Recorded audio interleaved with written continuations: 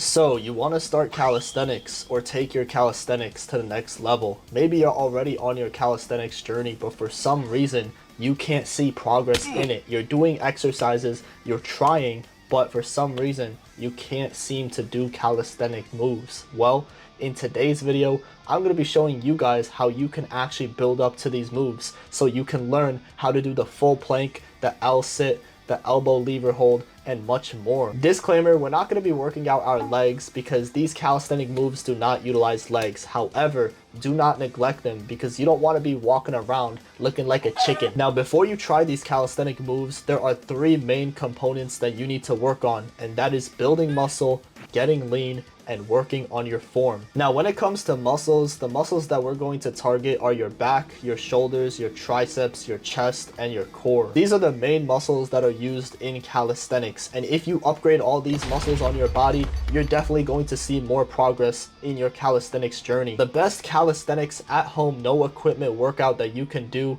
is push-ups. Now, push-ups target your triceps, your shoulders, and your chest, and a little bit of your core if you maintain good form. This is why I love push-ups, because you could get creative with it, and there are so many varieties of push-ups that you could do. You could do regular push-ups, diamond push-ups, archer push-ups, reverse push-ups, even elevated push-ups. Now, when you're doing these push-ups, don't have your arms or your elbows outward going like this. You look like an ant. Rather, tuck your elbows inward towards your sides. This way, you can actually activate the muscles in your chest, triceps, and shoulders. But once you have your arms tucked in, make sure your butt is up in the air and not towards the ground, because you don't want to be hitting push-ups like this. You're not activating anything like that. Rather, have your butt up in the air. This way, you can have your chest go all the way down. And this also activates your core a little bit, because you're relying on your core to keep your butt up in the air.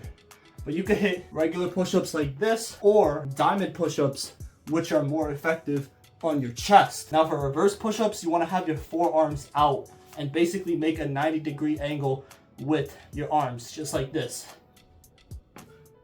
Now, for archer push-ups, you want to have your arms a little more extended so you can actually go all the way down on one end. Have one arm extended and pull down the other. If regular push-ups are too easy, try adding depth to your push-ups by placing your feet above your body. This way, you can actually make it more difficult and more challenging to do. And you can also add in the variety of other push-ups, like diamond push-ups, into this. If you're really feeling yourself, you can add weight onto yourself while doing the depth push-ups. This way, you can actually challenge yourself and get creative. Now, I do not recommend you do this on your first try. You gotta know your limit before you surpass it. But at some point, it's gonna get too easy. So this is a good way to challenge yourself. Now, there's a few ways that you could go about dips. You can have your torso, aka your chest, leaned forward so you can focus on your chest while doing dips, or you can have your torso straightened out, and that's how you focus on your triceps. Next up, and this is a key component for calisthenics, is your core. Now, I literally trained my core for like a year straight doing at-home ab workouts, and these are the things that I did. Russian twists, flutter kicks, reverse crunches, seated in and outs, left and right, scissor hip raises, plank step-ups, mountain climbers, side plank left and right, leg raises, bicycles, L crunches, iron butterflies, V hold.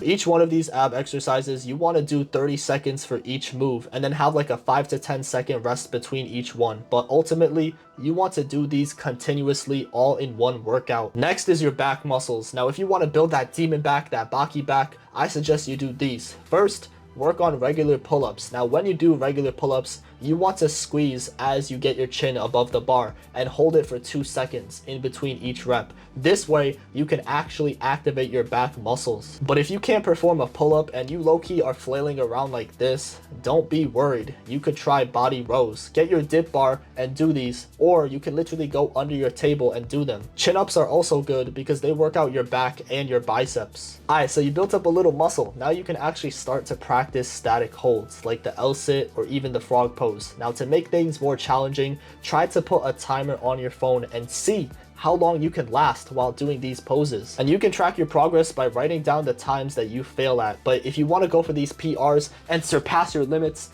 definitely try this, because this is ultimately going to train your endurance, your stamina, and you're working on your form. So for the elbow lever hold, you want to put your forearms out as if you were doing a reverse push-up.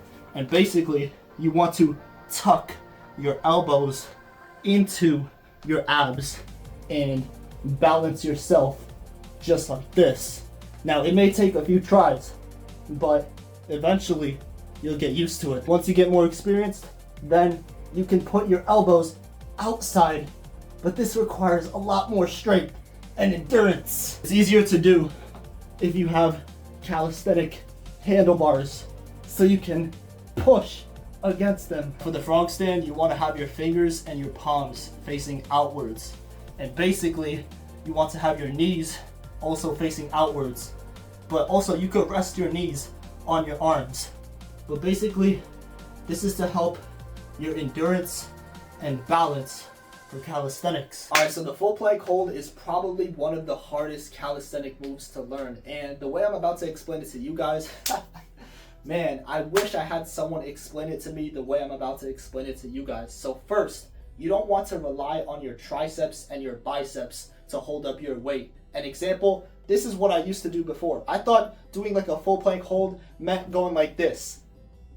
And you see, like, obviously, like, I can maintain my balance, but that is not the right way to do a full plank hold. If you want to maintain that nice, crispy, clean full plank hold, first, what you got to do is have your elbows locked in. You don't want to have them bent or slanted. You want them to be locked in. This is why I say if you practice like the frog pose, you can actually practice maintaining your weight and holding up your weight while having your elbows locked in. The next step is to literally flex your traps. You know, the neck muscles that you have, literally flex those while also bringing your shoulders forward, because we're not balancing our weight on our triceps or our biceps. We're literally using our shoulders. So this is me without flexing my traps and bringing my shoulders forward.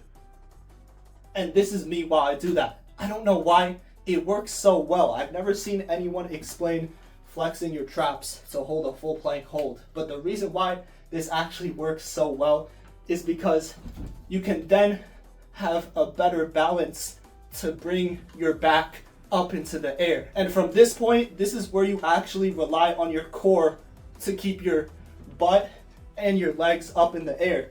Now, obviously, you're not gonna do it with your legs closed for the first time. Pause! But an easier way to work up to this is to literally have your legs open.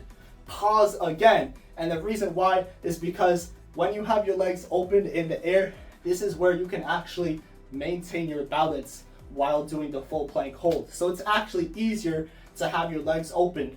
Pause again. By going like this, you can actually maintain your weight and evenly distribute your weight while doing the full plank hold. Obviously, it's going to be way harder to do these calisthenic moves if you have more weight on you. So the next thing you need to work on is getting lean. That's why I say you got to go on a calorie deficit. Intake less calories, but also increase your protein, because as you're doing these exercises, your body, your muscles are gonna need protein. Because a mistake that I made on this journey was literally not intaking enough protein. Like, I was literally working out like 6 to 7 times a week, but I wasn't eating enough protein. So I was actually losing gains in the process. So definitely eat enough protein, but don't consume trash calories. Don't consume empty calories like from fast food. Rather, intake calories that are going to be beneficial to you. Now, just because you're in a calorie deficit doesn't mean you have to eat less. It all depends on how calorically dense your foods are. So obviously, if you eat a Big Mac versus like eating chicken and rice with a salad,